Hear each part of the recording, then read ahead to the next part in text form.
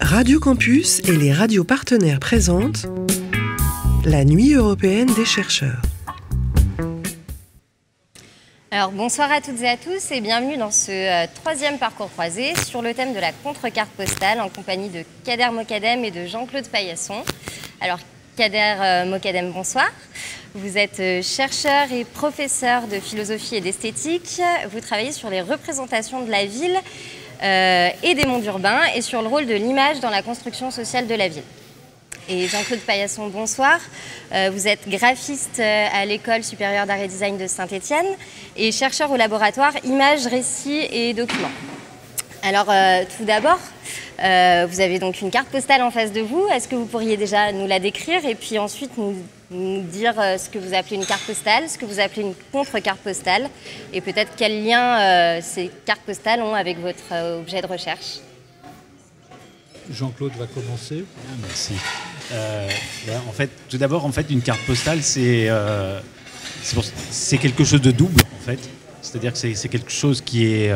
c'est pas seulement une image, en fait, c'est un objet et qui se tourne dans les deux sens. C'est-à-dire qu'en fait, la question de l'image semble primordiale, mais en même temps, la question du texte est nécessaire pour qu'il y ait carte postale. Donc c'est véritablement un objet qui nous intéresse dans le cadre de notre recherche, puisqu'on peut y étudier toute l'économie de l'image et de sa production jusqu'à sa diffusion. Donc c'est véritablement un objet qui est intéressant.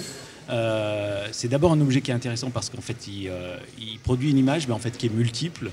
Et puis ensuite c'est aussi un objet qui nous intéresse parce qu'il n'existe plus pratiquement. C'est-à-dire qu'aujourd'hui la carte postale c'est quelque chose qui est très peu usité, encore un petit peu, mais en tout cas pas autant que ça a pu l'être à sa grande époque.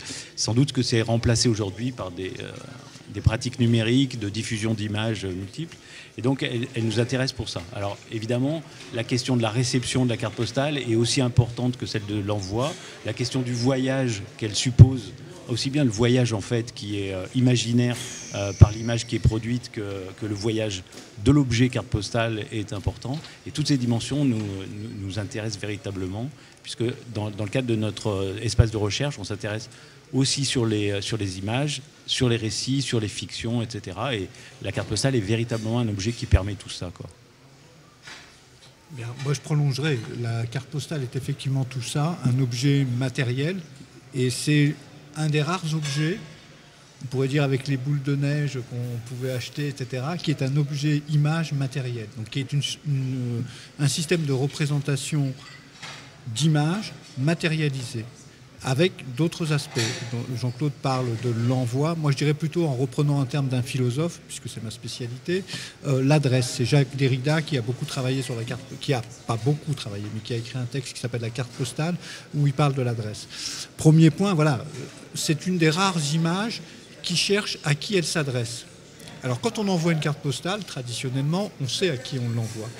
Aujourd'hui, peut-être, dans la disparition de ce modèle de carte postale, et en passant par les économies du numérique, de la diffusion, du selfie, l'adresse, puisque ça passe sur des blogs, sur Twitter, l'adresse à quelqu'un, elle disparaît. Et ça devient une adresse plus ouverte. Et donc, premier point, cette question d'adresse. Deuxième point, cette question de... La carte postale est toujours une représentation un peu standardisée, on pourrait dire stéréotypée, d'un certain type de monde. On regarde cette carte postale, voilà, c'est un imaginaire de l'Antiquité, de ce qu'on voudrait prendre sur l'Antiquité. Ça correspond très rarement d'ailleurs aux photographies qu'on peut prendre. Donc on évacue les gens, donc ça veut dire qu'on vient à des moments particuliers, on évacue les gens, on a rarement des appareils photo qui nous permettent de prendre l'ensemble de l'image, etc. Et donc ce type de représentation construite relève d'une certaine idéologie de l'image, de construction idéologique, d'un imaginaire qu'on met à disposition. Troisième point, je pense, il y a un processus qui est intéressant dans la carte postale, qui est révélateur d'autre chose, plus large. C'est ce que on a travaillé ensemble avec Jean-Claude, même si c'est un parcours croisé, cette notion d'imagénéisation, c'est-à-dire de matérialisation d'une représentation. Je disais, c'est une image matérielle, c'est quelque chose d'extrêmement important. Et on pourrait rajouter un quatrième point sur lequel il faudrait s'attarder, c'est ces images anodines, pourrait-on dire. À une époque, les cartes postales étaient des images anodines. Pas si anodine que ça, puisqu'elle porte des représentations. Elle pouvait renvoyer au colonialisme. Là, elle renvoie à la monumentalisation, à l'Antiquité, etc. Donc il y avait une idéologie derrière. Elles ont renvoyé aussi en idéologie à l'idéologie politique. Pinto, qui est un géographe qui travaille sur la Sicile, pour lui, les images ont servi à construire l'unité nationale de l'Italie, et il prend comme exemple les cartes postales des frères Alinari. C'est un géographe qui devait être là aussi dans le parcours croisé, qui raconte ça. Et puis aujourd'hui, il y a d'autres types de cartes postales qui sont intéressants et qui pourraient être des contre-cartes postales. L'esthétique a changé de registre et on pourrait avoir des cartes postales du catastrophique, des paysages industriels, parce qu'en même temps, on voit apparaître des cartes postales de paysages industriels. On n'est pas très loin de la vallée de la chimie du Rhône. Il existe des cartes postales de Rhône-Poulenc, etc., éclairées la nuit avec des néons, etc., qui ne sont plus les mêmes esthétiques traditionnelles, monumentalisantes, patrimoniales des choses. Donc c'est assez intéressant, la carte postale comme objet. Je voudrais finir sur un point avant de laisser Jean-Claude rebondir. Je pense toujours, quand on parle de carte postale, à la scène des carabiniers de Godard, qui synthétise tous ces points. La carte postale est appropriation d'un territoire. Elle est titre de propriété, la manière dont on s'approprie un territoire, pour dire « j'y étais », d'une part, et « j'y étais » permet de dire « ça m'appartient ». Et donc elle vaut titre de propriété d'une expérience qu'on partage. Alors c'est ça où l'adresse aussi qui est intéressante dans cette idée d'adresse, qu'on partage avec celui à qui on envoie la carte postale. Les modalités contemporaines avec le numérique changent un peu la donne. Oui, c'est vrai qu'en fait le JT dont tu parles, il est vraiment important. C'est-à-dire que par exemple, sur cette carte postale que j'ai amenée, en fait, c'est le Parthénon et c'est dans les années 60. C'est-à-dire que la question aujourd'hui se pose de se dire qui était là à ce moment-là et comment, même si aujourd'hui je suis le destinataire de cette carte postale, avec un grand délai, comment en fait je me retrouve et comment je me projette dans cette image. Je pense que la question de l'appropriation, elle est importante, mais il y a aussi la question de la projection. Même si c'est une image cliché, même si c'est une image collective, comment en fait on va se projeter dedans. Et moi, ce que je trouve aussi de très intéressant, c'est le rapport qu'il y a avec le graphisme, donc, puisque c'est une discipline qui m'intéresse. Donc la question de l'inscription, qu'est-ce qui est inscrit derrière cette image-là ? Et ce qui est inscrit derrière, c'est une sorte de subjectivité, c'est une adresse personnelle, puisque ce n'est pas quelque chose de collectif, c'est quelque chose d'un individu à un proche en général.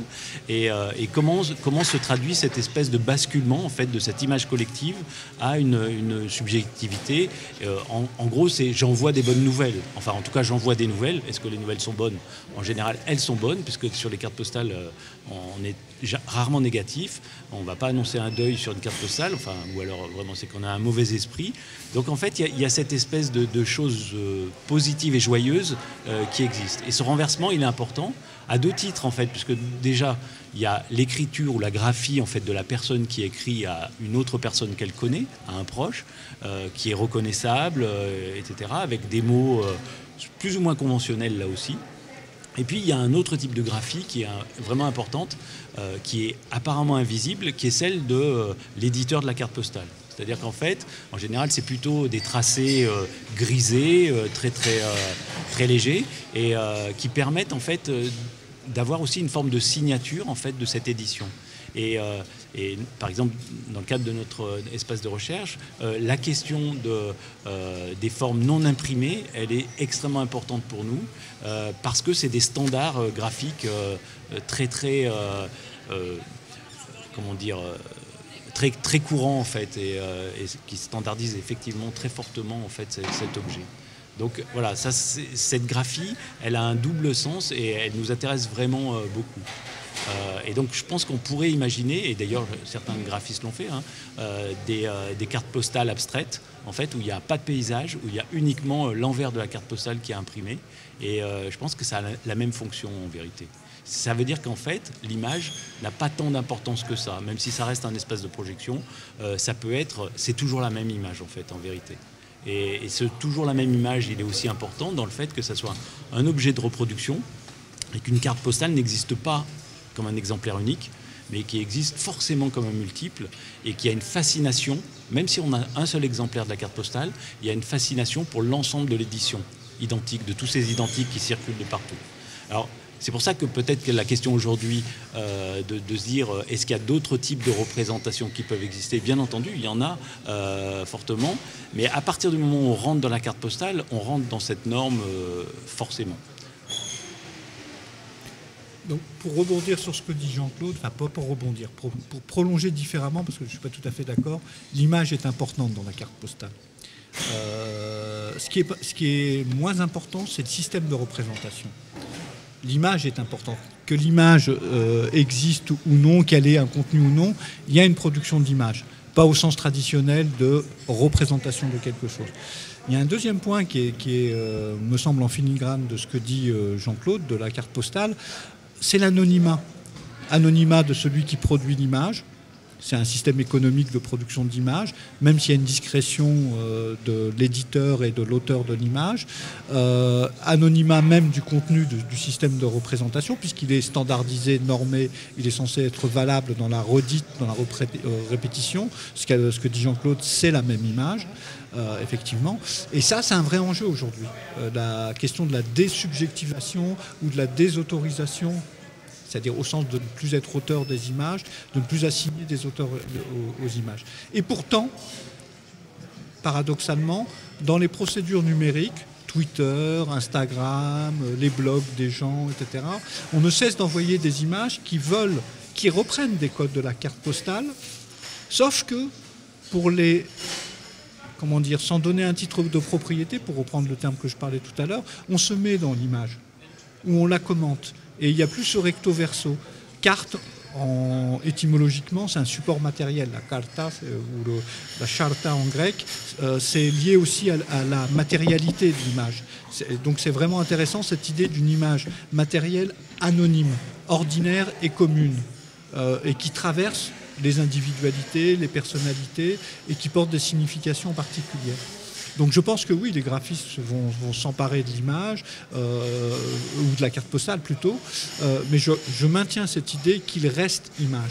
C'est le système de représentation qui pose question. Et le système de représentation, il nous envoie, je reprends les mots de Jean-Claude, à l'économie, à une idéologie que peuvent porter ces images. Et aujourd'hui, on voit que des groupes ou des groupuscules actifs réutilisent cette image soit pour dénoncer des catastrophes écologiques, soit pour dénoncer des catastrophes politiques. Dans les ZAD, il y a même des ZAD en France qui ont produit des systèmes, alors pas à la même échelle, mais des images qui se voulaient des cartes postales de la vie quotidienne dans la ZAD ou de ce qui s'y passait. Donc c'est une image qui doit circuler. Ça, c'est extrêmement important.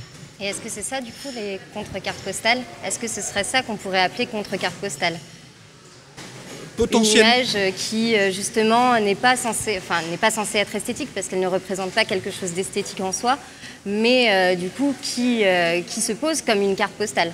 Alors déjà, pour moi, il y a un sens particulier à donner au mot esthétique. L'esthétique, c'est positif. L'esthétisme, peut-être que ce serait négatif. Oui, il y a un esthétisme dans cette image, une manière de normer les représentations, de les structurer. Donc oui, il peut y avoir des contre-cartes postales, mais en même temps, en tant que système idéologique de combat politique, elles veulent devenir des images dominantes. Donc à un moment donné, elles deviennent des cartes postales standardisées aussi. Moi, je ne suis pas sûr qu'il existe des contre-cartes postales. Je pense qu'il existe autre chose que des cartes postales, des représentations qui sont autre chose. Et la carte postale, elle a une pesanteur énorme, en fait. Et ne serait-ce que par son format, en fait. Une carte postale, ça fait environ 14 cm par 10 cm. Et à partir du moment où on cadre cette chose-là, on peut difficilement... Enfin, est-ce qu'une image qui ferait 14 par 10 de n'importe quelque chose d'autre deviendrait une contre-carte postale? C'est pas évident, je pense que ça rentre vraiment dans ce cadre-là, quoi. Mais en tout cas, il y a une autre chose qui me semble aussi importante, c'est de se dire, est-ce qu'on peut continuer aujourd'hui à faire des cartes postales? C'est-à-dire que quand on voit par exemple les cartes postales d'une ville comme Saint-Étienne, par exemple, j'ai l'impression qu'il n'y a pas de nouvelles cartes postales qui peuvent exister, quoi. Donc, alors, voilà. Donc, la question de la contre-carte postale, elle est hors du cadre de la carte postale, me semble-t-il. Est-ce que vous-même, vous êtes utilisateur régulier de cartes postales? De moins en moins, mais pourtant, ça reste quand même quelque chose d'important. Après, pour certaines personnes. Moi, paradoxalement, de plus en plus. Mais j'écris juste l'adresse et je n'écris plus rien derrière, souvent. Et c'est une manière de tracer un itinéraire, parce que le thème général, c'est le voyage aussi. C'est une manière de dire où je suis, sans avoir à dire dans quel état d'esprit je suis, en passant par un langage normé. Maintenant, quand j'écris des cartes postales, il m'arrive souvent de penser aux cartes postales des poilus, avec un langage stéréotypé, parce qu'on disait que c'est toujours joyeux, etc. Il y avait ou de 39-45, ceux qui étaient dans les stalags ou en STO, la carte postale, elle avait une signification de faire signe. Et aussi cette question du signe, qu'on n'a pas abordée là, mais elle me paraît extrêmement importante. La carte postale est un objet monétaire, pourrait-on dire, transactionnel, mais c'est aussi un signe. Le signe de quoi? Ça demanderait plus de temps pour en parler. Très bien, je vous remercie tous les deux, Kader, Jean-Claude, d'avoir été avec nous.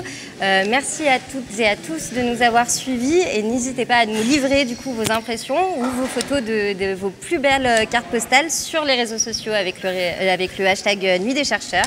À très vite et merci.